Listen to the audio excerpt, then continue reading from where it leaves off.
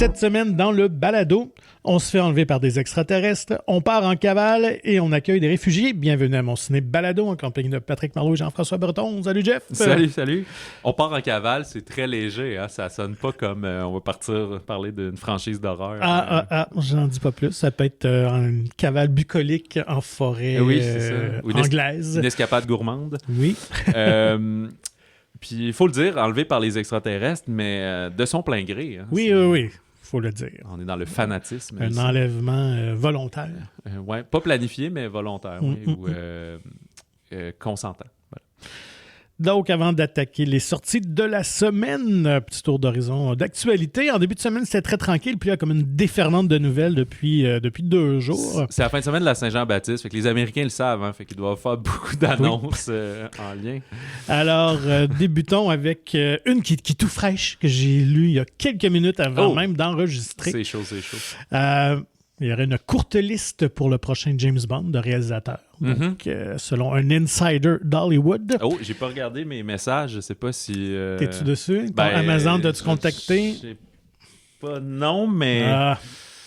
Peut-être. C'est peut-être dans mes spams. Je vais regarder tantôt. Pas espoir.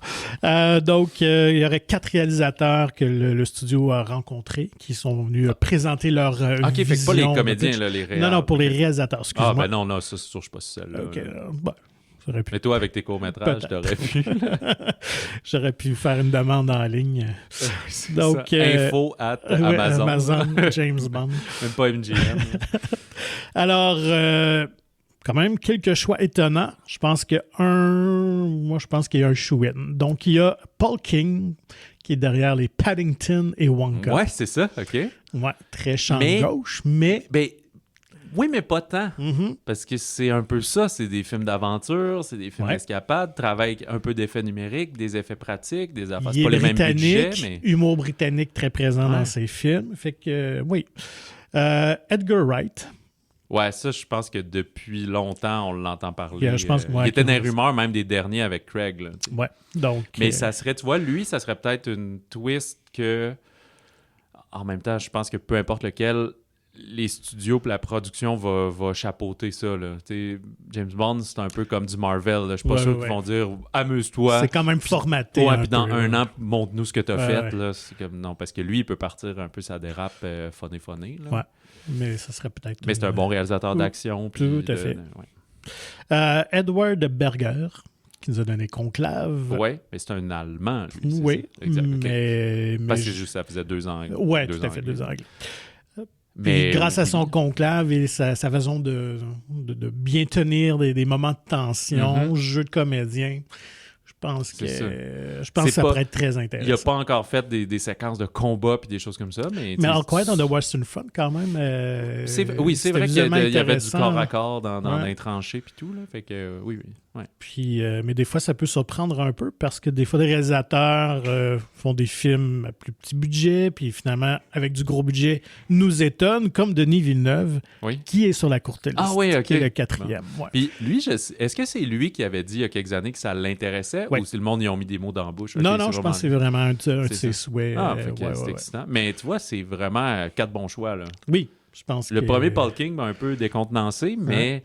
De toute façon, c'est comme en musique, là. Je suis 100% d'accord là, que les gens sont pas juste dans un style. C'est pas parce que quelqu'un a fait une comédie dramatique qu'il va faire des comédies dramatiques pour toujours. Là. Fait que c'est bien correct. Et c'est une bonne idée de les rencontrer, d'avoir c'est quoi leur pitch, qu'est-ce qu'ils voient de la vision de comment on renouvelle, mais qu'on rend hommage, etc. Là. Tout à fait. Donc, sauf que j'ai l'impression que si c'est Denis Villeneuve, il va falloir qu'il revoie un peu son calendrier de tous ses prochains projets. Les autres sont peut-être juste moins au courant, mais il a l'air très occupé. Là. C'est ça. C'est pour ça que j'ai comme l'impression, je mets un petit 2 sur Edward Berger, je pense, parce que je pense Villeneuve, écoute, ça ne serait pas avant la fin 2027, là, parce que là, en théorie, les rumeurs disent qu'il commence le tournage de Dune 3 à la fin de l'été. Qu'il voulait faire dans genre 10 ans, mais qui ont dit non, on presse le citron. Puis là, lui, il avait un projet de Cléopâtre aussi, mais ça avait l'air plus d'un pitch, puis là, ils doivent être en financement et tout. Ouais, il y a comme 3-4 trucs qui cuisent en même temps là, sur la cuisinière, mais fait que ça va tout dépendre en fait d'Amazon. Est-ce qu'ils sont prêts à attendre un peu, puis avoir Villeneuve, c'est vraiment leur gars, ou peut-être aller avec quelqu'un d'autre pour le faire plus vite. Ou est-ce qu'il va tomber en mode Ridley Scott, là, puis être comme... Pendant qu'un temps post-prod, il embarque dans l'autre. C'est ça, il est déjà... Fait que tu prépares un peu tes deux films, tu es en tournage pendant que l'autre est en post-prod, fait qu'il faut que tu délègues plus puis tu fasses confiance à ton équipe parce que tu peux pas être aux deux places en même temps. Puis comme ça, ils vont se dire, c'est sûr que Dune Messiah serait un hit box-office, puis nous autres... tout de suite après, on est capable de dire que 6 mois plus tard, paf, on a un James Bond fait par Denis Villeneuve. Fait que c'est ça qui peut être un incitatif pour eux financier.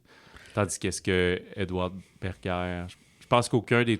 Edgar Wright pourrait avoir un petit boom de curiosité, mais pas nécessairement pour les fans de James Bond. Non, c'est ça, je pense. C'est comme un diagramme de veine, t'as comme 2 cercles, puis ça se touche au milieu, mais en général... Je pense que Berger, avec son conclave qui touche un public plus vieux, consommateur de James Bond, c'est peut-être un choix plus safe, disons ça. Ouais, qui rallierait plus large. Ouais, à voir. Mais la question qui se pose, c'est si Denis Villeneuve est choisi, est-ce qu'il va choisir Céline Dion pour la chanson thème? Mais je pense pas, parce que ses problèmes de voix, je pense qu'elle est un peu moins en donné. Je sais pas trop. En studio, des fois, tout s'arrange. Ou sinon, Cœur de pirate, peut-être. Charlotte Cardin, ça serait un méchant boom, là.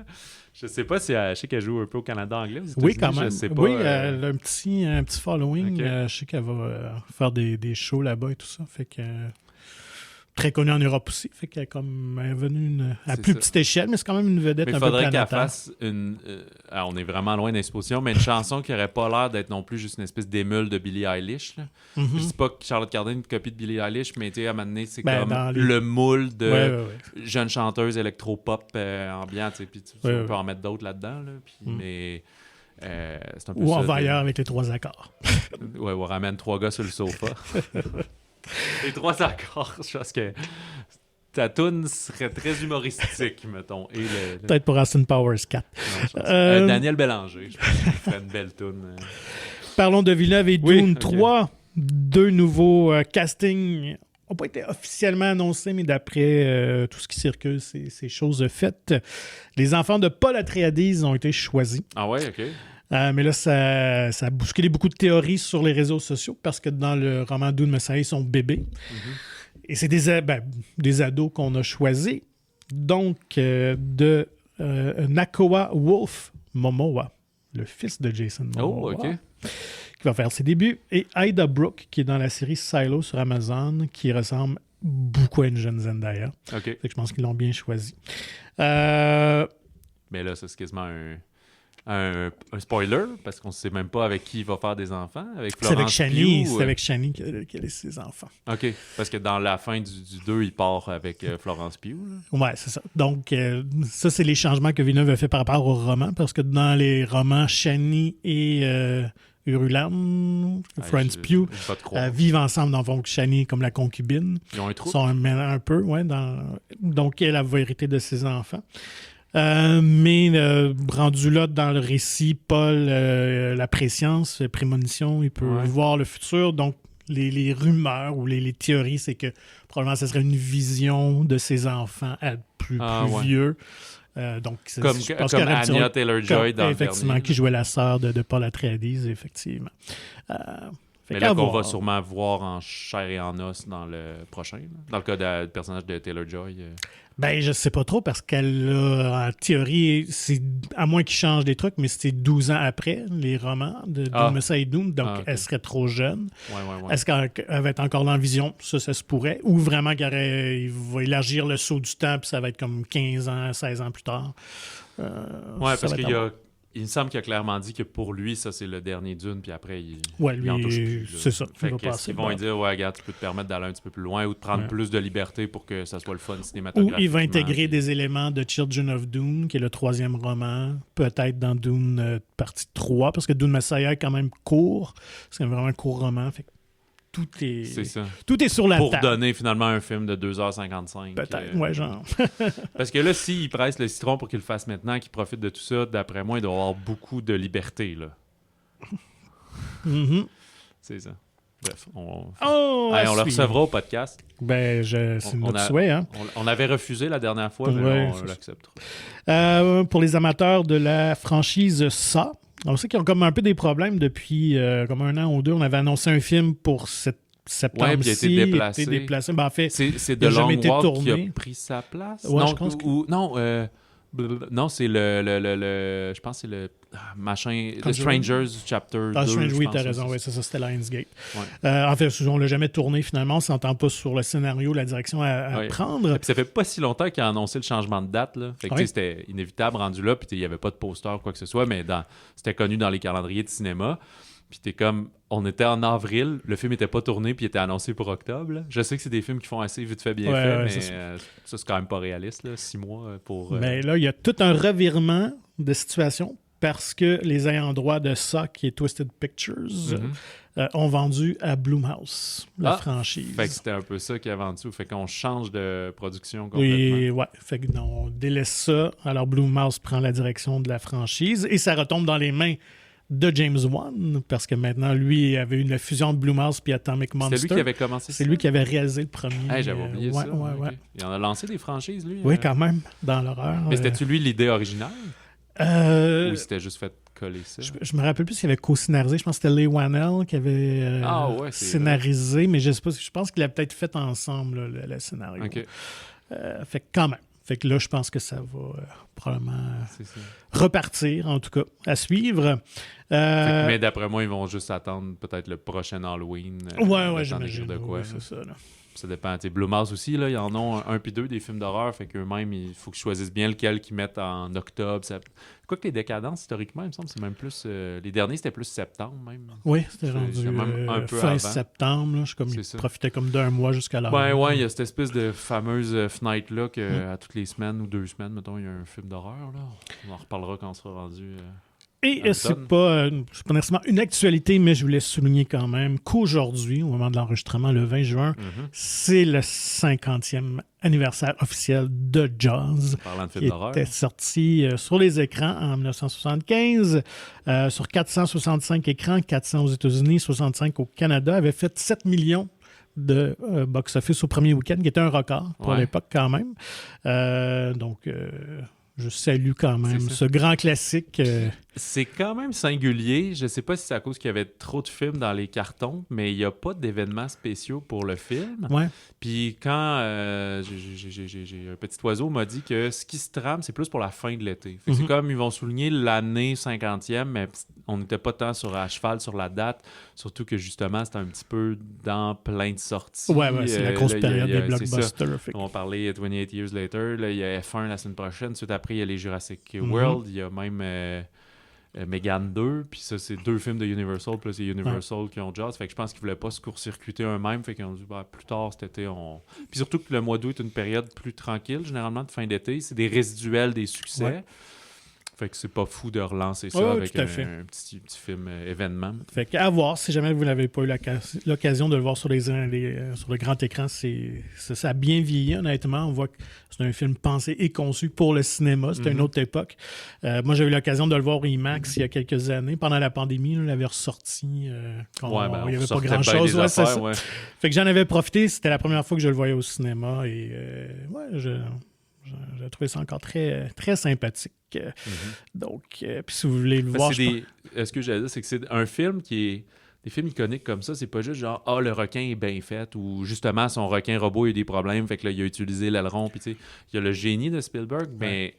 Tu sais, le scénario, c'est-à-dire la construction des personnages, il y a des clichés de le maire qui veut pas, non, il n'y a pas de problème. Mais tu sais, tout ça, ça a l'air... justement d'un cliché ou de quelque chose, une formule qu'on voit souvent, mais c'est comme lui qui était des précurseurs. C'est ça. Oui, effectivement. Un exemple musical que j'aime bien, c'est que moi, je suis un gros fan de Tom Petty, de regretter Tom Petty, que j'ai découvert quand même sur le tard. C'était pas vraiment mes parents qui écoutaient ça, c'est un beau-frère qui m'a fait connaître ça. Puis quand tu écoutes ça, puis qu'après je le présentais à d'autres mondes autour de moi, parce que ça a moins marqué le Canada, là, du moins pas la francophonie. Tom Petty, c'est moins rendu ici un peu. Ouais. Puis le monde font comme « Ah ouais, mais on dirait que j'ai déjà entendu ça. » On dirait que c'est du cliché, du surfait. Puis j'étais comme « Ouais, non, mais il faisait partie des précurseurs qui a mis cette espèce de cool rock-là qui a établi ça. » Fait qu'il faut le regarder un peu avec les yeux de l'époque, justement, comme quand on parle de vieux films, que des fois j'ai de la misère à analyser. Ben, ça, je sais que je suis pas le seul. des films en noir et blanc, là. Ouais. Tu sais, Casablanca, je l'avais écouté pour les devoirs quand on a parlé des meilleurs films d'Oscar, mais j'étais comme... Ça faisait plusieurs années, je me disais, à un moment donné, j'ai de la misère à regarder quand c'est trop vieillot, on dirait, puis le rythme est différent, puis tout. Fait que c'est sûr qu'une sortie au cinéma, c'est ultimement parfait pour ces affaires-là. C'était-tu avec toi, au micro, on parlait de Laurence d'Arabie, ou c'était peut-être même dans le même épisode avec Nico, justement, puis c'est comme tout le monde me dit... Tout le monde qui me parle de ça. Oui, c'est à voir, mais honnêtement, attends une ressortie sur écran dans ta vie, là, à un moment donné, tu vas avoir accès à ça, parce que le 3h50, 40, je pense, du film, si tu l'écoutes chez vous, tu vas faire pause 6 fois, tu vas l'écouter en 2 shots, tu vas dire, c'est correct, mais tu sais... Non, ça n'a pas l'impact que de le voir dans sa condition. Fait que je pense que quelqu'un qui n'a jamais vu jazz, ben peut-être, c'est sûr, si vous avez un événement avec des amis en fin de semaine, faites-le, mais sinon, checkez ça au mois d'août quand certains cinémas vont faire de quoi. Là, ça peut être un beau moment de le découvrir. Tu sais. Tout à fait. Qu'on vous tiendra vos au enfants. Courant. Ouais. Puis au pire, ils vont le voir. Au mieux, ils vont le voir après les vacances à la plage. Ils ne seront pas pré-traumatisés de vos escapades. Et si jamais vous voulez en savoir plus sur la production, il y a un très bon documentaire qui avait été produit à l'origine pour les DVD. Là, je ne me rappelle plus quel anniversaire. Je pense que c'était en 2005. The Making of Jazz, qui est tous trouvé sur YouTube, j'ai l'impression. Là, qui est vraiment fascinant parce que, tu l'as mentionné, c'est un projet casse-cou. Ça a été le premier film tourné sur l'océan avec tous les problèmes que ça occasionne. Les requins mécaniques ne fonctionnaient pas. Fait qu'il est passé de 50 jours à 159 jours. Il a triplé son budget. Fait que c'est très fascinant de voir tous les compromis qu'il a dû faire en cours de route pour finalement accoucher d'un des grands films du cinéma. Dans mon souvenir aussi, c'est un film qui est quand même assez long. Là. Il me semble qu'il est autour de 2 heures. Mais je peux me tromper. Là, mais... Oui, il me semble que c'est à peu près ça. Ouais. C'est ça. Mais peut-être que les standards étaient différents à l'époque. Là. Aujourd'hui, ça revient. Tu sais, Jordan Peele, le Nope, puis des affaires comme ça ont été... j'y vais de mémoire. Là, il me semble que c'est des films un petit peu plus longs, ou Sinners, par exemple.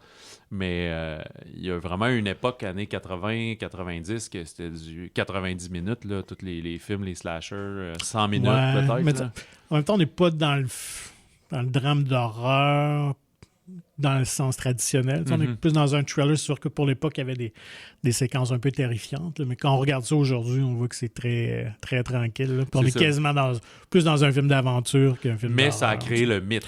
Ben oui, tout à fait. Le mythe d'avoir peur des requins tout le temps. Là, fait que voilà pour les actus. Si vous aimez requins, quand même, recommande encore Prédateur en eau trouble, Dangerous Animals, qui est une autre vision complètement des requins et tout. C'est pas un film qui se veut une émule de jazz. On en a parlé il y a 2 semaines. C'est pas un gros succès sur écran, fait que hâtez-vous. Là. Mais c'est un film qu'on avait bien apprécié les deux dans un peu sa bonhomie et sa simplicité. Je pense pas qu'on va en reparler dans 50 ans, mais c'est une cool sortie au cinéma. C'est un très bon divertissement bien fait. Beau rôle de Jai Courtney. Alors, tu parlais de Tom Petty. Restons dans le monde musical pour la bande-annonce de la semaine de Springsteen, Deliver Me From Nowhere. Oui, qui déjà au Québec s'appellera Springsteen, Délivrez-moi de nulle part. Ça parle de Bruce Springsteen et ça semble plus précisément parler de son fameux premier album puis de son c'est pas son premier, mais son album marquant qui a propulsé. Je suis vraiment pas un connoisseur de Bruce Springsteen. Pas tant non plus, mais c'est l'album Nebraska 1982. Juste avant qu'il fasse Born in the USA, qui l'a vraiment rendu populaire partout. Mais, fait que c'est un album qui a l'air de réconcilier beaucoup avec ses problèmes de relations. Il semble avoir un père violent, de milieu ouvrier, pauvre, etc. Là, on connaît quand même Bruce pour ce qui est l'homme du peuple et tout. Je ne sais plus comment il le surnomme. The Boss. The Boss, OK. Puis, il vient de Philadelphie, hein, lui, c'est ça. New Jersey, il me semble. New Jersey, OK, je pense que c'est un gars de Philly. Ouais. Puis, un peu autour du film de Scott Cooper, qui avait fait entre autres Crazy Heart, qui était un de ses gros succès avec Jeff Bridges, film de musique. Mais moi, je m'en souviens, Hostile, j'ai bien aimé. Black Mass, c'est un réalisateur touche à tout, justement. On parlait de ceux qui se rendaient dans James Bond en début d'épisode. Je crois qu'on l'avait déjà annoncé, Jeremy Allen White qui joue Springsteen, puis en regardant la bande-annonce, pour certains moments, je suis comme « Ah oui, ils sont chanceux parce qu'ils ressemblent, puis c'est une star montante, même établie. » Fait que ça tout fit, parce que des fois, t'as le look-alike, mais c'est pas un beau nom sur ton affiche, là, t'as les deux. Jeremy Strong, qu'on va revoir, qui est toujours très fort en personnage secondaire partout. Je souligne, c'est un nom qui est moins connu, mais Paul Walter Hauser, que moi, j'avais découvert dans I, Tonya il y a plusieurs années, là, qui est un peu plus trapu. Et après, je l'ai vu dans Cruella. Puis là, cette année, il va être dans Fantastic Four, mais son personnage n'est pas annoncé, je sais pas ce qu'il joue. Il va être dans Naked Gun, c'est lui qui fait le fils du boss, je pense. Non, c'était son partenaire. C'est son partenaire, oui, je pense que j'ai c'est comme ça. son nom. Puis là, cet automne, donc le 24 octobre dans Springsteen, fait que grosse année pour Walter Hauser. Moi, j'ai bien hâte de voir, honnêtement, juste par l'angle. Tu sais, je pense qu'on va éviter les pièges du biopic classique. Ouais. Concentrer juste sur la création d'un album ou presque, là, peut-être un petit peu avant, après, tout ça. C'est ça, mais pas la création comme genre j'ai pas le bon rythme, comment je vais faire pour trouver, tu sais, qui était très Bohemian Rhapsody, c'était ça, mais plus il est où dans sa tête à ce moment-là, puis qu'est-ce que cet album-là signifie pour lui, pour sa carrière, pour les États-Unis d'Amérique. Fait que et la façon insolite aussi qu'il semble avoir enregistré, parce que je suis allé lire un petit peu, puis dans le fond, il a enregistré ça dans une chambre qu'il a louée avec 4 tracks. Une chambre d'hôtel, là, c'est même pas un studio. Très minimaliste comme enregistrement. Fait que je pense qu'il me crée beaucoup de doutes dans les gens de la compagnie de disques qui ne comprenaient pas trop ce qu'ils faisaient. Je l'avais déjà dit, pour ma part, j'en ai soupé des biopics musicaux qui se ressemblent trop. Puis honnêtement, j'ai écouté la bande-annonce un peu à reculons, puis j'ai fait « Hey, ça me tente, tu sais. Ouais. Avec Unknown Person de Bob Dylan, mais avait aussi, j'étais un peu mièvre, en tout cas, j'étais neutre par rapport au film, puis quand je l'ai vu, je fais OK, ouais, j'aimais bien les angles qu'ils ont mis là, tu sais, puis je suis quand même j'apprécie Timothée Chalamet, puis je suis OK, cool film. Puis là, on dirait que ça a nourri, on dirait que c'est la marche suivante vers Springsteen qui a l'air comme vraiment bon, puis c'est comme un artiste très établi et intemporel, mais très américain, donc moi, je le connais pas vraiment. Fait que je suis comme curieux d'en apprendre plus. La seule cassette que j'ai eue, c'était Born in the USA en 80. Je n'avais aucune. Je connais cette chanson-là. Qui était plus pop un peu. Puis il y en a une autre qui est dansante aussi. Il y a une tune un peu qui est souvent dans des trames sonores de films puis des bandes annonces. Born to Run, qui est un de ses gros succès. Évidemment, Philadelphia, Streets of Philadelphia pour le film Philadelphia. Qui avait gagné je pense que c'est pour ça que je Oscar. pensais que Philadelphia, j'ai juste mêlé ces deux faits-là. Alors, découvrir le 24 octobre prochain pour génial. Un film de Springsteen. Pour l'Halloween. Oui, c'est ça. Alors, allons-y avec les films de la semaine. Puis, bon, tu viens de parler d'Halloween. Allons-y avec le film d'horreur. Peut-on qualifier d'horreur? Oui, en tout cas, mais c'est certainement... 28 Years Later de Danny Boyle. Oui, alors c'est l'univers cinématographique de zombies britannique qui avait eu le beau succès des débuts des années 2000, 28 Days Later, donc 28 jours plus tard, qui nous a fait connaître... Danny Boyle était un peu connu. Oui, avais-tu fait Trainspotting avant? Oui, tout à fait. Bon, fait que Danny Boyle était connu.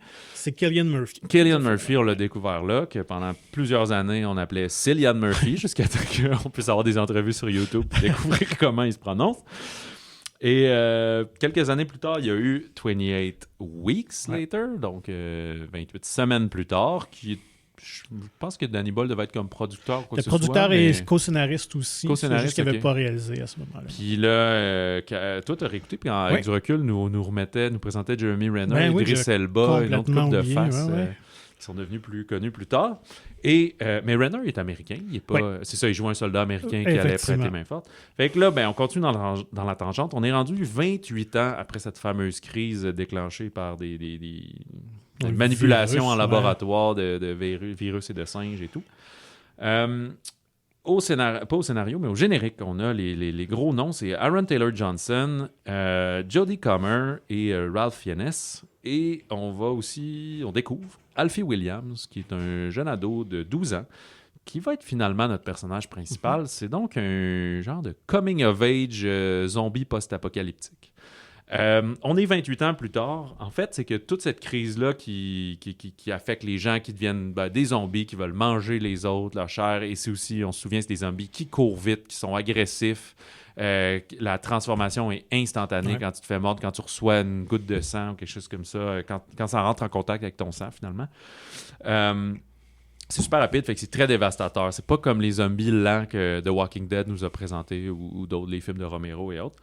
Dans le fond, toute l'Angleterre, le Royaume-Uni, est en quarantaine, puis c'est juste là-bas. Fait que tous les autres pays, on les voit pas, mais on comprend qu'eux, c'est correct. On a juste tout fermé ça là. Puis, petite parenthèse, c'est drôle, je me disais, mais pourquoi ils viennent pas plus les aider? Puis c'est en même temps très réaliste parce que il y a plein de conflits, puis de guerres, puis de famines partout, puis on envoie un petit peu de monde pour aider, mais pas trop, puis on a nos problèmes à nous, puis c'est comme ça, puis tu sais, pense à les guerres en Syrie, puis tu sais, on aide un peu, mais en même temps, tu sais, faites votre affaire, puis tu sais, c'est pas vrai que toute l'humanité va se déployer. Une fois que c'est comme, hey, eux, ils ont un gros problème, mais dans le fond, c'est contrôlé, ça peut pas se répandre, surtout correct, que on va au cinéma puis on fait nos affaires. Fait comme tout a chié dans le deuxième aussi, où les Américains ont tenté de repartir, puis finalement tout ça a tombé à l'eau. Fait que j'ai l'impression qu'après ça, ils sont juste dit qu'ils se débrouillent. Ouais, c'est ça. Fait que là, on est au moment où il y a les gens, justement, c'est pas tout le monde qui est infecté. Fait qu'on suit une communauté qui est aussi sur une petite île, qui s'isole et une fois de temps en temps, ils traversent comme quand la marée est basse, ils s'en vont sur la terre, là, sur une plus grosse île, où là, ils vont chercher des ressources, des affaires, du bois, des trucs comme ça, mais il faut qu'ils fassent gaffe aux zombies qui, là, vivent comme des animaux sauvages un peu partout. Fait que c'est pas un film où on va retourner à Londres puis dans les grands centres comme les deux premiers. Là, on est vraiment en campagne, puis dans la forêt. Et donc, notre jeune... j'ai oublié son... Spike. Spike, c'est le kid, le fils de Taylor Johnson et Jodie Comer. Donc, ils vont aller... son père, donc joué par Taylor Johnson, va l'amener... va lui apprendre comment devenir un homme. Ouais, aller faire ses premiers kills, puis exactement. Puis leur aventure va être parsemée d'embûches. Et on comprend aussi que sa mère... elle souffre d'un mal-être. Elle a quelque chose, elle a des troubles de mémoire et elle dort beaucoup, elle saigne du nez, puis ils aimeraient ça avoir de l'aide, mais ils n'ont pas de docteur, eux, dans leur petit village, malheureusement. Ils n'ont pas de médecin. Fait que je ne peux pas révéler tout ce qui va arriver comme événement, mais c'est un peu ça, mais rapidement, on va se centrer justement plus sur la vision du jeune garçon, la vision de ses parents maintenant qui est ce rite de passage-là, de commencer à les chasser, va pas juste le challenger sur genre, oh, il y a des zombies, il faut que j'ai tué à l'arc à flèche, mais ma vision de mes parents, comment le monde vit, qu'est-ce qui m'attend, moi, là, que j'ai 12 ans, puis que, OK, je vais vivre pour encore 65 ans parce qu'on est en sécurité, mais c'est tout ça, c'est quoi la vie à cette heure, t'sais? Puis au fil de leur aventure, ils vont rencontrer aussi justement un soldat suédois, je pense, en tout cas de scandinave, puis lui aussi qui va juste lui montrer hey, moi j'ai un cellulaire, là. Puis c'est lui un peu qui va être notre pont pour comprendre qu'ailleurs ça va bien, mais lui, l'enfant de 12 ans, il a jamais vu ça, là, Internet, l'électronique, quoi que ce soit, là. Il est comme l'ancien temps finalement. Fait que Danny Boyle revient à la réalisation, co-scénarisé avec Alex Garland, une espèce de génie des temps modernes, là, si on veut, là, qui est en feu avec 3-4 films par année. Puis c'est eux qui avaient co-scénarisé le premier, fait que c'est l'équipe de feu. Donc on se disait, il conclut la trilogie inattendue. Mais en fait, avec ce film-là, ils ont annoncé une trilogie. Donc au bout de toute cette aventure-là, on devrait avoir 5 films de 28 quelque chose plus tard. Puis là, les autres vont être des 28 années plus tard, 2 points quelque chose. Là. On sera plus 28 décennies puis 28 siècles. Puis là...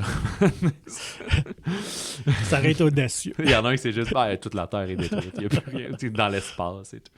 Fait que c'est pour ça que la fin coupe de manière un peu abrupte. Là. Il n'y a pas de confusion. C'est une fin ouverte sur plusieurs personnages. Puis film ouvre des portes. On poursuit l'aventure. Là. C'est ça.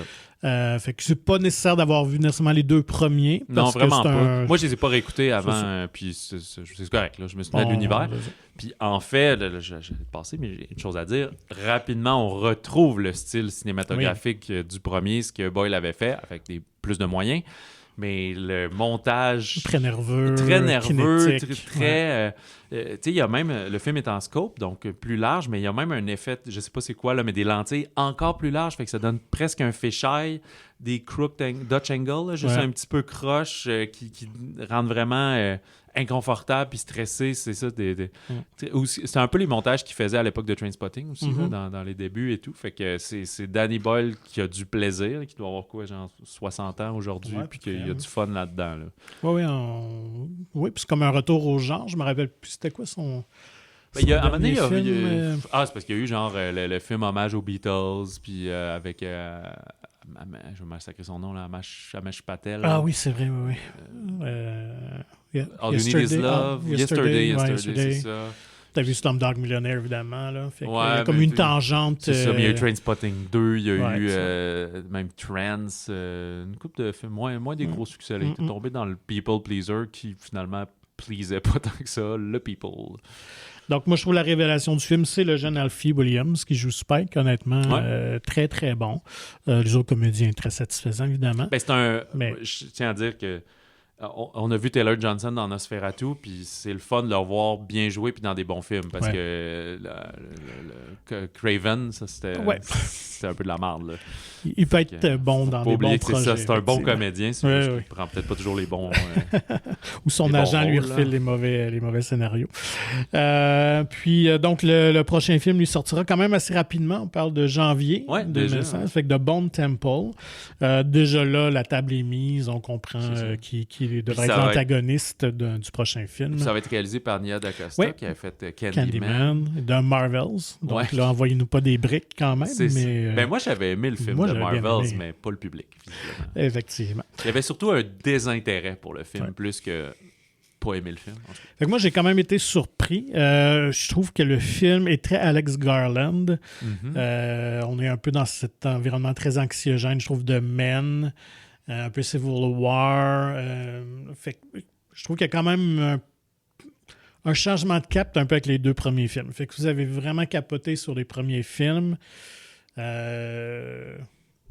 Je sais pas comment dire ça, mais peut-être que ça va moins vous rejoindre, parce que je le vois déjà sur les réseaux sociaux. Là. Il y en a qui crient au génie, d'autres qui aiment moins, puis je pense que c'est un film qui va peut-être polariser un peu. Ce que je vois on en parle sur Letterboxd, je vois beaucoup de 4 étoiles. Les gens, en général, apprécient, mais il y a une espèce de twist au milieu qui va faire un peu l'effet long legs.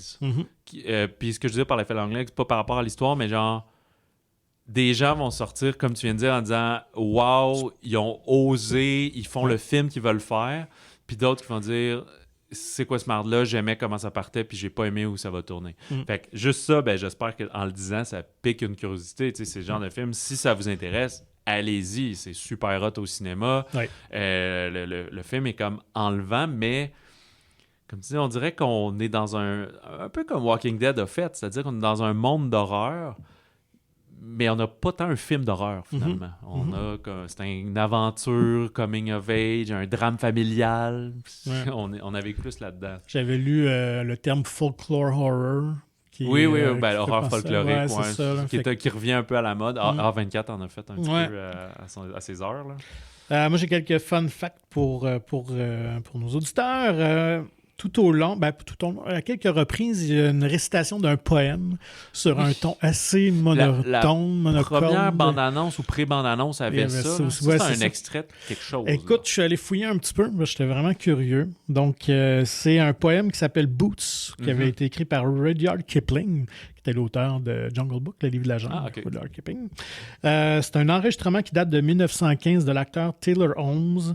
Et ça évoque, en fait, ça avait été écrit... après la Première Guerre mondiale? En fait, c'est pendant 1915, mais c'était surtout pendant la guerre des Boers en Afrique du Sud. Donc, ça évoquait la marche de l'armée britannique et tout ça. Et qui est utilisé par l'armée américaine dans l'entraînement des soldats, parce que apparemment que ça fait un effet de détresse psychologique, comme si tu étais un otage. Fait que pour entraîner les soldats à être otages, je pense qu'ils doivent faire ça en boucle, puis tu dois comme combattre la folie un peu que ça doit créer. C'est une forme de torture. Genre, l'entraînement à la torture. Genre. Parce que c'est assez spécial, d'autant plus qu'on mélange ça avec des images d'archives, effectivement, de différents films, dont, je pense, Ivan Wade avec Laurence Olivier, bref. Fait qu'il y a un côté quand même un peu... Danny Boyle s'est amusé, là, vraiment narrativement. Le film a été tourné avec un iPhone 15 Max. Tout le film? En bonne partie. Ah ouais, OK. Fait que il a gardé, tu parlais de cet esthétisme-là visuel un peu, parce que le premier avait été tourné avec une Canon X1, qui était une des premières caméras numériques c'est ça, de l'époque. Tu vois, moi, je ne l'ai même pas réécouté récemment, parce que je l'ai quand même vu assez souvent, mais là, ça fait peut-être 8-9 ans que je ne l'ai pas vu. Puis, je me souvenais de dire, au moment ça a été fait, c'est quoi, 2002 peut-être? Oui, à peu près, C'est clair que ça a été tourné dans les débuts du numérique, puis ça avait l'air de ça, là, comme on dit souvent ici, Québec-Montréal, puis la loi du cochon. Ça, c'était du mini-DV, fait que ça a vraiment mal vieilli. Lui, je pense qu'il y avait un peu mieux que ça quand même. Là. Mais ça détonne quand même. Quand j'ai réécouté, j'ai fait un peu le saut. Là, ça devait être ces technologies-là, l'espèce de tape numérique, là, et non pas... je pense pas que c'était sur disque dur début 2000.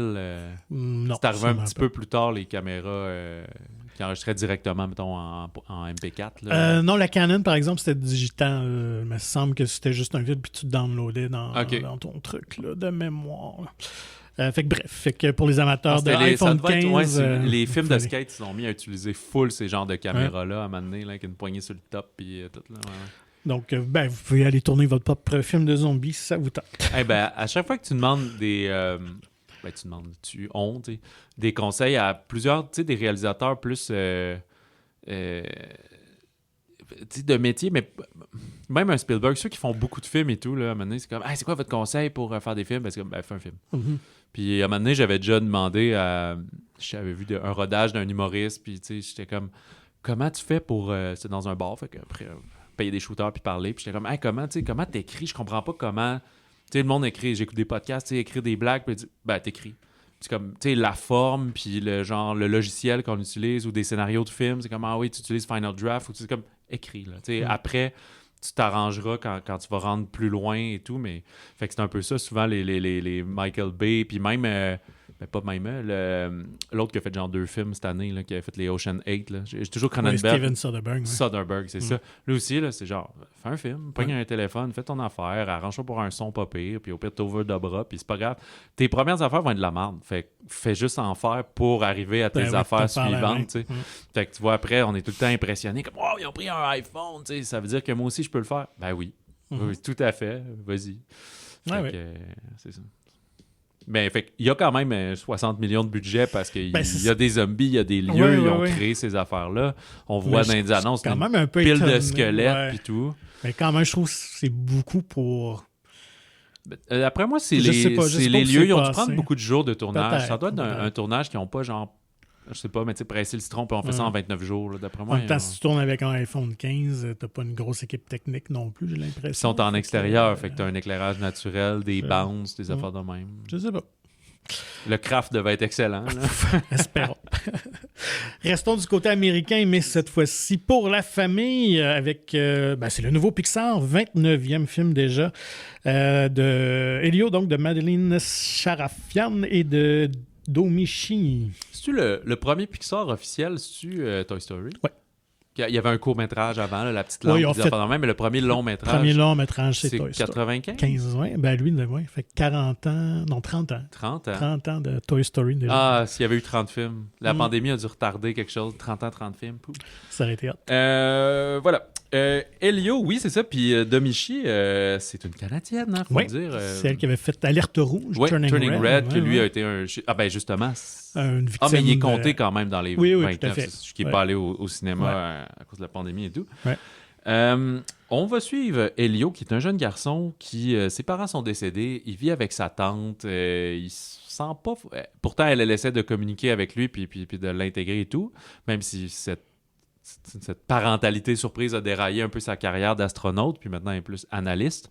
Lui essaye de... Il pense qu'il va avoir une vie meilleure s'il se fait enlever par les extraterrestres, qu'il va pouvoir enfin connecter avec une différente solitude que la sienne, subit de l'intimidation parce que c'est un peu le garçon weird qui se met des passoires sur la tête puis qui est bon avec les radios AM puis ces affaires-là, radios à ondes courtes. Fait que finalement, son vœu va être un peu exaucé. Il va être pris par des extraterrestres qui vont le prendre pour le leader de la Terre. Ils vont l'amener dans cette espèce de... comment on appelle ça, l'assemblée générale de tous les peuples et créatures. Là, un genre d'ONU. Ouais, c'est ça, très Star Wars, quand tous les peuples se rencontrent puis qu'on voit les petits E.T. Sauf qu'il va y avoir une espèce de tyran mégalomane que le comité veut pas accueillir. Fait que si je peux pas vous joindre, je vais vous détruire. Fait que lui, pour se faire accepter, va dire moi je vais aller négocier la paix.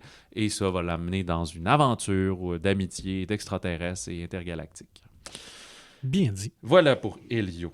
Comme tu dis, c'est un Pixar. Je trouve qu'on a la touche Pixar au niveau visuel, l'animation, la créativité. On sent que c'est des amateurs de cinéma, beaucoup de clins d'œil aux films de science-fiction. On reconnaît les deux. En tout cas, moi, j'ai reconnu rapidement celui à Terminator 2. Là, petit clin d'œil à Alien, E.T. aussi. Ouais, j'ai jamais vu Rencontre du troisième type. Je sais pas s'il l'avait aussi. Ouais, au niveau musical là, du Ah oui, c'est vrai, la musique qui décode pendant ce temps-là les analystes, parce que là, vous aurez compris, vu que sa mère est sa tante, mère adoptive, vu qu'elle est analyste à la NASA, ben là, elle va travailler avec lui à distance, etc. Puis c'est un film qui a des thèmes assez communs dans son scénario. Là, on est dans les... On a toujours le personnage, si on se fait Inside Out 1 et 2, tout ça, le jeune enfant va souvent souffrir d'un mal-être quelque part. Ou une forme d'introversion aussi, de genre... Je trouve qu'on aborde quand même des thèmes qui peuvent être un peu complexes, mais bien faits pour les jeunes. Fait que c'est pas juste n'importe quoi garoché sur un écran. Mais je veux dire, c'est pas un film qui parle particulièrement du divorce de tes parents. On est dans la confiance en soi, le besoin d'appartenance. Ben là, deuil quand même aussi. Fait que, oui, c'est vrai. Ouais, c'est ça. Beau, si jamais...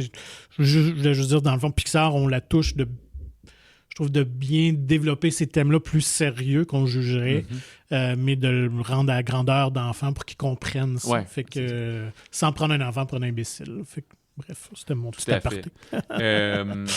Je dois dire quand même, on dirait qu'un Pixar vient toujours avec des grandes attentes. Fait que puis surtout qu'on sort de Inside Out 2. L'an prochain, on a annoncé qu'il y a Toy Story 5. Il va y avoir un autre film au printemps aussi. C'est pas je pense pas qu'on va avoir Elio 2, 3, 4 puis 5. Là. Je crois que c'est un film, prenez-le pour ce qu'il est. Moi, j'ai bien apprécié. Je pense que les gens vont peut-être avoir tendance à être sévères parce que les attentes d'un Pixar sont très élevées. Est-ce que ça va marquer une génération puis qu'il va y avoir des couvre-lits? Je crois pas. Mais ça veut pas dire que c'est un mauvais film pour autant. On a passé un très bon moment. L'humour est peut-être un peu plus juvénile, qu'il n'y a pas vraiment de deuxième sens adulte, outre que peut-être les référents justement à des Terminators, puis des affaires comme ça, là, mais...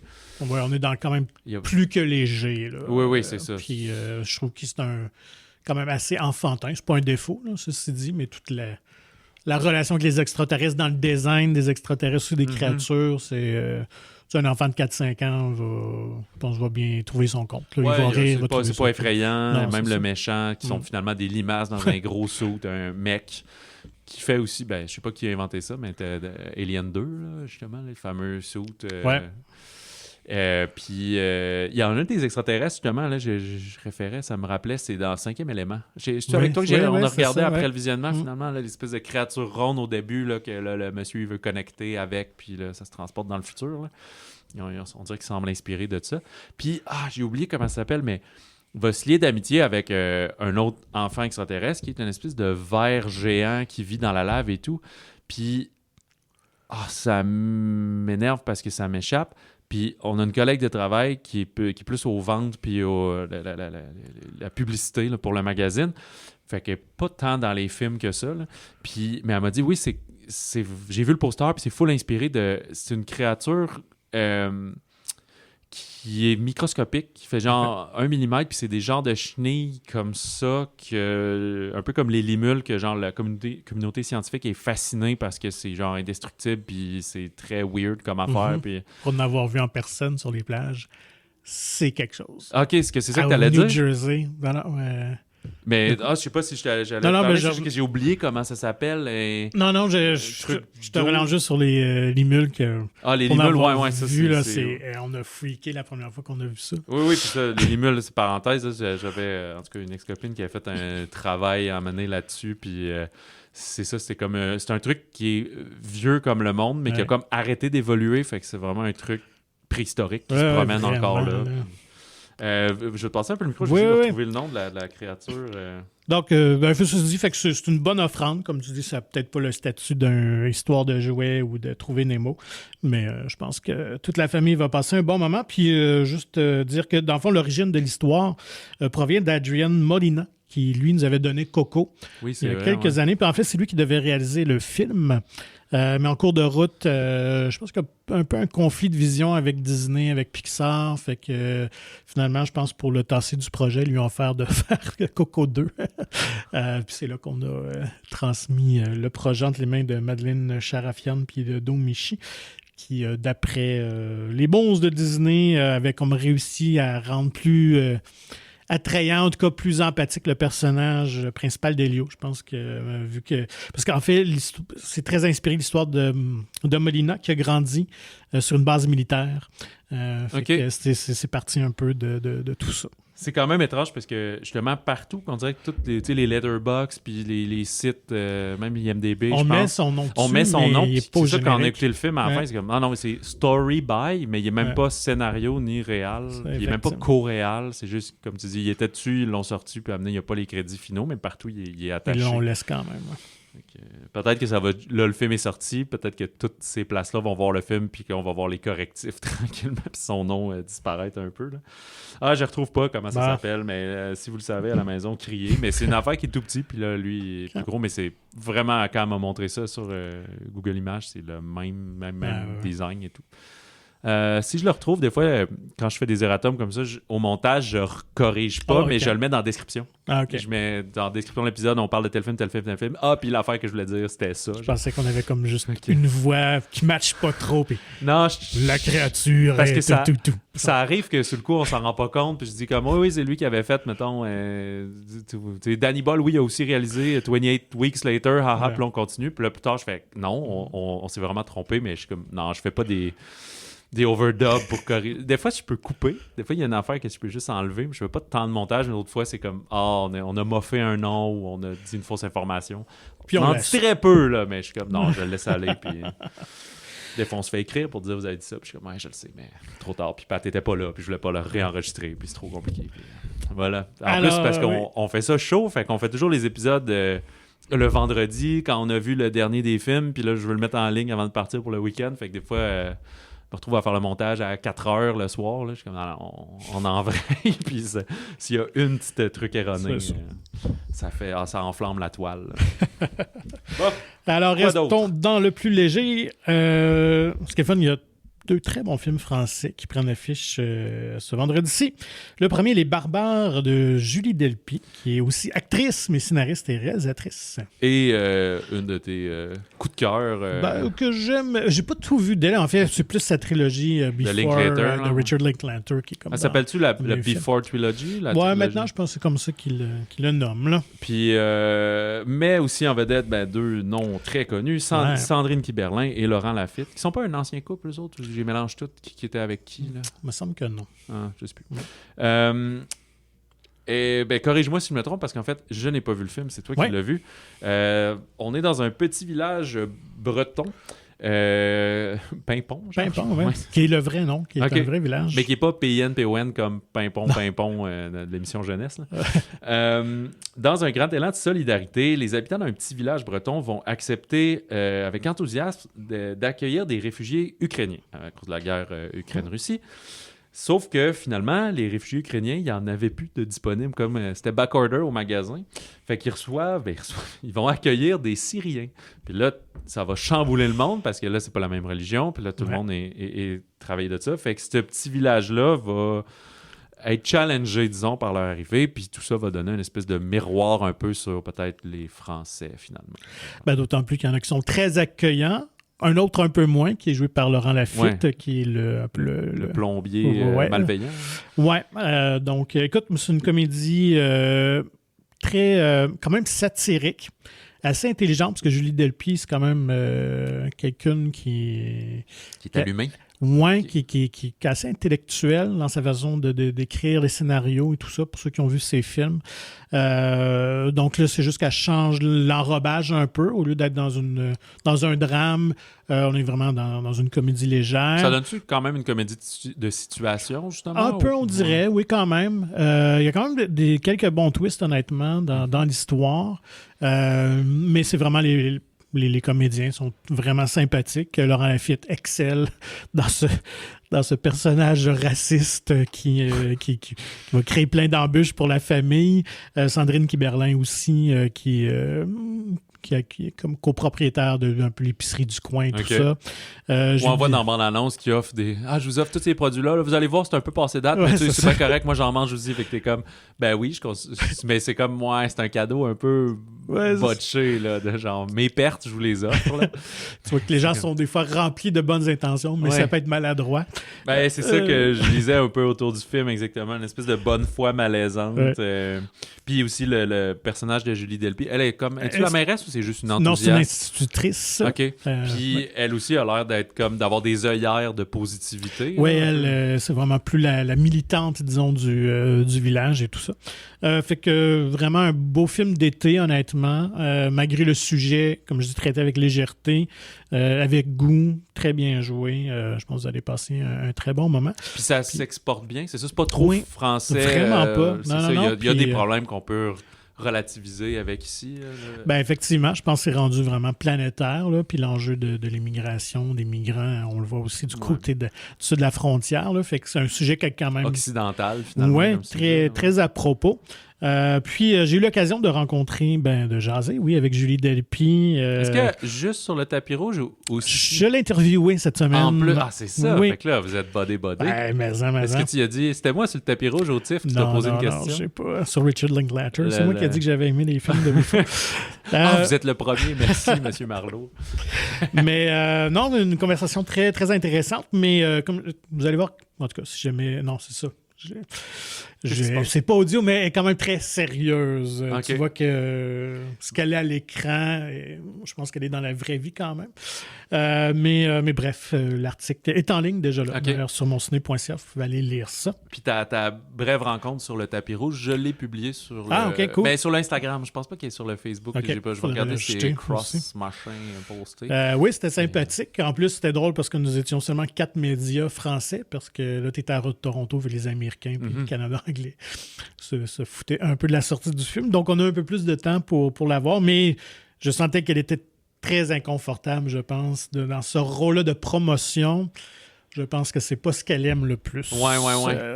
Et parader comme ça, comme un peu une marchandise aussi. Là. C'est quand même une très finiste, très engagée.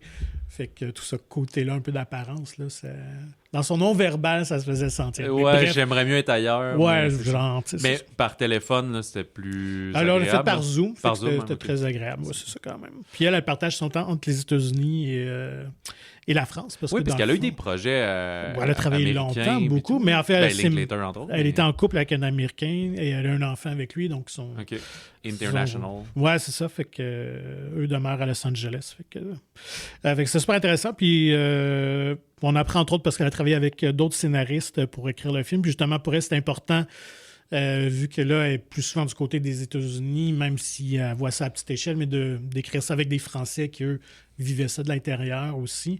Et le film a été écrit pour Pimpon. Parce que j'avais demandé justement est-ce que ça a été compliqué de trouver le petit village, qui est comme un personnage en soi aussi, vraiment un beau petit village, très, très campagnarde. Et en fait, c'est sa tante qui habitait là. Et elle allait souvent lui rendre visite parce que les parents de Julie Delpy sont des comédiens de théâtre. Donc, elle faisait beaucoup de tournées. Alors, quand il partait, elle allait vivre chez sa tante à Pimpon. Donc, ça a toujours resté gravé dans sa mémoire. P-A-I-M-P-O-N-T, c'est ça? Oui, effectivement. Pimpon. Et on retrouve aussi, en terminant, Albert Delpy, qui est le père de Julie, parce qu'il est dans tous ses films. Ah ouais, OK. Ouais, fait qu'il donne toujours un petit rôle comme ça, un peu de malcommode. Il joue le vieux du village là, qui a une espèce de maison abandonnée qui va donner aux nouveaux arrivants, effectivement, à cette famille-là. Puis justement, lui, c'est plus un anarchiste. Là, mais il joue pas le père de son personnage. Non, c'est ça. Okay. Ouais. Ça a déjà arrivé qu'il jouait son père à elle dans un film, mais souvent, c'est ça. Il a un rôle du petit malcommode. Je pense que c'est sa personnalité. Mais ça doit être quand même, je fais une parenthèse, tu sais, épatant, voire émouvant. Là, ça fait plusieurs films, mais tu sais, toi, t'arrives, comme tu dis, c'est un comédien de métier, mais plus de théâtre et tout. Il a peut-être fait moins, je le connais pas, là, moins de cinéma. Ouais. Puis là, t'arrives, tu sais, ta fille est rendue, elle fait des films internationaux, elle les écrit, elle joue dedans, elle est reconnue, elle a joué dans des films iconiques. Puis tu sais, tu dois la regarder un peu en spectateur quand t'arrives, je veux dire, ces journées de plateau, là, elle dirige, elle fait le rôle, elle te fait ton... Tu sais, tu dois être comme fier de tout ça, que tu dis, je voulais pas que tu suives... Souvent, je veux pas que tu suives mes pas parce que la vie d'artiste, c'est de la merde. Tu sais, je te souhaite de faire ce que tu veux, mais s'il te plaît, fais pas ça, c'est vraiment rushant. Là. Tous les artistes, c'est toujours ça. Là. C'est rare que tu veux que tes enfants le fassent aussi. Puis, mais au final, elle réussit. Pas nécessairement mieux, c'est pas ça que je veux dire, juste différent, puis elle réussit dans sa ligne et tout, puis tu vas être comme, hey, wow, puis je suis témoin de ça. C'est ça. Oui, puis elle a dit, elle a vraiment du plaisir, évidemment, à faire tourner, à diriger son père, puis elle dit, justement, sur le plateau, il est très, très aimé, il fait beaucoup rire, fait que, ouais, ça doit être assez particulier quand même comme dynamique. Quand tu as l'occasion de faire un peu, ça. Non? Ou un peu comme ceux des amis qui ils reprennent la business familiale. Puis des affaires comme ça. Travailler avec ses parents. Là, les boss, c'est ça. Alors que pour la plupart, on fait pas ça. Là. Tu te retrouves ailleurs. Ouais. Partir ailleurs. Partir ailleurs? Partir un jour? Partir un jour. Dernier film de la semaine. Je me trompe pas. Oui, j'ai pas d'autres petites perles. D'Amélie Bonin. Oui, son premier long-métrage est pas plate. Il a joué en ouverture du Festival de Cannes il y a quelques semaines. Donc, en tout hors frais. Compétition, oui. Oui, alors que Les Barbares, peut-être, ça fait un peu plus longtemps que vous en entendez parler. Il vient d'arriver au Québec, mais ça fait un peu plus longtemps qu'il est sorti en France et tout. Il a joué à Cinémania, même à l'automne dernier. Mais Partir un jour, c'est très frais. Il est encore à l'affiche en France, d'ailleurs. Juliette Armanet, Bastien Bouillon, que lui, on a vu un peu plus. La dernière année, oui, quand même. Le Comte de Monte-Cristo, La nuit du 12 aussi. Monsieur Aznavour. Oui, c'est vrai. En visite dans son village du Val-de-Loire, donc on s'en va en campagne ici aussi, une chef cuisinière est sur le point d'ouvrir son restaurant à Paris, mais elle doit retourner dans son village pour s'occuper de son père qui vient d'avoir un malaise cardiaque. Lui opère plus la cantine du coin, le snack. Un truck stop. Truck stop, voilà. Un relais routier. Exactement. Et oui, il doit y avoir plein de motocyclistes. Et elle va renouer un peu avec aussi son amour de jeunesse, alors que là, il est sur le point d'ouvrir un restaurant avec son nouveau chum de la grande ville. Fait qu'il y a ce truc un peu très... Mais amour, mais en même temps, il s'était jamais déclaré ouvertement. Ouais, c'était un peu un rendez-vous manqué, si on veut. Mais tu sais, tu comprends que c'est des amis du lycée et tout, puis ça s'est jamais passé. Il y avait des sentiments un pour l'autre. Puis elle aussi, elle a gagné, ou en tout cas, du moins participé à un concours de chef télévisé. Fait que est devenu quand même Big Shot. Fait qu'il y a ce côté très Hallmark téléfilm américain de je venais d'ici, je suis devenu une grande personne dans une grande ville et je reviens là un temps de est-ce que ça va te changer? Et on joue avec ce code-là. Et un des jeux très intéressants, c'est que le film devient un peu musical aussi.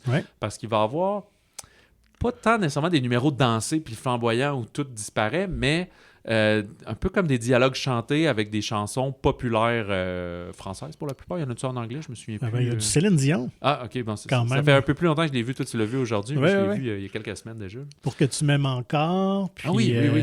Femme Like You. Non, il y a quand même des bons tubes là, cette année-là. C'est ça. Oui, mais dans la sélection de choses. Yannick et tout. Puis, il me semble qu'il y a une... Il joue des premières notes de genre Patrick Bruel ou une affaire comme ça. Cabrel, je pense. Cabrel, puis tu sens qu'ils n'ont pas le budget, fait qu'ils font pas ça à haute. Ouais, je sais pas si c'est une question de budget, mais c'est comme un petit moment comique où je pense qu'il arrive pour déclarer quelque chose, puis là, oups, non. Moi, je sais pas si c'est une joke parce que la musique de film, souvent, tu la payes pas. Il y a différents forfaits, mais c'est pas toujours comme « Ah oui, la toune, mais là, dans ton film, amuse-toi, tu payes à la seconde combien ça joue et tout. » En même temps, je pense que tout avait...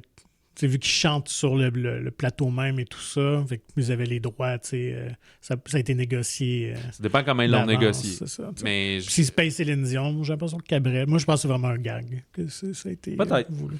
Je lui demanderai si je la rencontre un jour. Oui, c'est ça. À son prochain film, tu sais, la dernière fois, là, pourquoi il y avait... voilà, c'est très charmant, très bon film. Comment dire, on peut pas lui donner la charge de révolutionner complètement l'espèce de drame sentimental, comédie romantique, mais le film le fait quand même très bien à sa façon de, comme on dit, jouer avec les codes, mais nous surprendre par où le film s'en va finalement. C'est pas un film Hallmark français, c'est pas ça, c'est vraiment plus savoureux que ça et de bon goût, tu sais.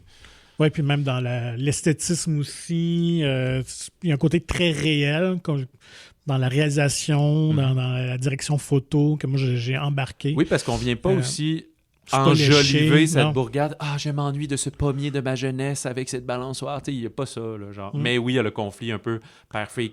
Dans le fond, ils font le même métier. On vient de parler de ça, faire le même métier. Ils font le même métier, mais de manière différente. Fait qu'amener, ça revient. Tu penses que tu es meilleur que nous. Son chum a amené à le ghost. Ben, il redescend de Paris pour l'aider. On est supposé ouvrir le resto. Puis là, tu t'es émaillé, c'est ça? Missing in action, tu réponds pas. Fait que, qu'est-ce qui se passe? Ben, ce que j'ai beaucoup aimé, c'est les personnages que j'ai trouvé qui sont bien écrits, hyper sympathiques. Un très bon casting. Moi, ça a été une découverte pour moi, Juliette Armanet, qui est une chanteuse, en fait, en réalité. Ah, c'est ça. Fait que ça commence au cinéma, même si elle a comme 40 ans. Là, ça fait 2-3 ans qu'elle commence à tourner. Mais là, c'est son premier rôle d'importance. Bastien Bouillon, dans ce rôle-là, hyper sympathique, puisqu'il peut jouer les gars chiants, comme le comte de Monte Cristo. Oui. Mais je trouve que là, hyper attachant. Oui, mais lui aussi, il joue un peu sur... il est un peu sur la clôture. Pas nécessairement d'être un truc, mais ses intentions sont pas claires et tout, justement. Là. Il joue un peu avec leur désir enfoui de jeunesse de raviver la flamme. Mais est-ce que, si tu souffles sur le brasier, il va prendre en feu, mais es-tu prêt à gérer ce feu-là ou pas, au final? Là, fait que, bref, très beau film, très intelligent, qui était... en fait, qui est basé sur un court-métrage. D'elle ou de... D'elle, OK. qui s'appelait Partir un jour. OK. Fait qu'elle a repris son court-métrage pour en faire un long qui date de 2023. Elle avait remporté le César du meilleur court-métrage aussi. Pas plate, fait que quand même intéressant. Et les comédiens jouaient les mêmes personnages, donc Juliette et Bastien, mais les rôles étaient inversés. Dans le court-métrage, c'était le gars qui était un chef qui revenait dans son village, et là, elle a décidé finalement de centrer ça du point de vue féminin, qui est quand même intéressant. Fait que chaude recommandation. Je vous dirais aussi de mon point de vue professionnel. Ouais. Les Barbares, Partir un jour, dans les deux cas. Hâtez-vous si ça vous intéresse. La programmation, je pense que je vais le répéter à chaque semaine, est très chargée. Malheureusement, ces films-là, ça peut pas s'accrocher 6 semaines au cinéma. Il y aurait une plus longue vie au printemps ou à l'automne. Ouais, c'est ça. Fait que là, ce week-end, à Saint-Jean, c'est sûr qu'il va pleuvoir au moins une journée. Allez-y, peut-être au deuxième week-end, mais visez pas plus longtemps que ça. Quand on dit que la première fin de semaine est cruciale pour un film, est moins cruciale sur 28 années plus tard que sur Les Barbares, parce que c'est eux qui vont sauter quand F1, justement la semaine prochaine, quand F1, ou d'autres films français, comédies internationaux. Il y a comme... dans l'échiquier, comme de la place pour des gros films, des films moyens, puis des petits films, puis un petit film va pas tasser un gros, un petit film va tasser un autre petit film. Puis quand je dis petit film, c'est pas réducteur sur la qualité du film, c'est juste le nombre d'écrans qui ouvre, où est-ce qu'il se passe dans l'échiquier du box-office, puis de la popularité du film. Oui, tout à fait. Là. Parce que vous voyez que c'est 4 films qu'on a appréciés cette semaine, puis si ça se trouve, nos préférés, c'est Les Barbares, puis Partir un jour encore plus que... Mais j'ai quand même eu un bon moment avec 28 jours, mais bref, on fera pas un résumé de l'épisode qu'on vient juste de faire. La semaine prochaine, j'ai très hâte de voir F1, le film. Les premiers échos sont très bons. Oui. Étant pas un fan du tout de course automobile, je trouve ça complètement stupide. Mais peut-être que ça va me convaincre par Joseph Kosinski qui nous avait offert Top Gun Maverick la dernière fois. Et ça, c'était pas plate du tout. J'ai hâte que tu vois et qu'on discute du film iranien, mon gâteau préféré. On dit beaucoup de bien. Oui, c'est une veuve de 70 ans, est tannée de sa vie solitaire, puis va redonner une nouvelle chance à l'amour. Et le film va nous surprendre un peu comme Partir un jour, peut-être. Là où il nous amène, fait que j'ai hâte qu'on en discute, puis vous intéressez à aller voir ce film-là, parce que c'est comme un genre de film où, au final, on dirait que le public cible est... Ceux qui vont apprécier le plus le film ne sont pas nécessairement le public cible qui vont regarder la bande-annonce puis le poster du film puis dire « Ah oui, un film international, j'aime ça, c'est doux. » C'est comme « OK. » Fait qu'il y a de quoi de très intéressant là-dedans. Pour nous contacter, donc d'ici là, écrivez-nous par courriel balado@monciné.ca et suivez-nous sur les médias sociaux, s'il vous plaît, Magazine Mon Ciné sur Facebook et Instagram. Et c'est où vous écoutez ce balado, que ce soit, on est juste en audio, mais sur YouTube, sur Spotify, sur feed RSS quelque part, s'il vous plaît, likez, abonnez-vous. Procurez-vous gratuitement le magazine Mon Ciné, l'édition d'été avec Anne-Elisabeth Bossé en couverture, qui est disponible en version numérique ou physique dans votre cinéma favori de la province. Et on peut consulter ton entretien avec Julie Delpy et en apprendre davantage sur le monciné.ca. Sur ce, on vous souhaite bon cinéma, bon popcorn, et si jamais vous êtes enlevé par des extraterrestres, souhaitez qu'ils ressemblent plus à ceux d'Hélio que ceux de Mars Attack.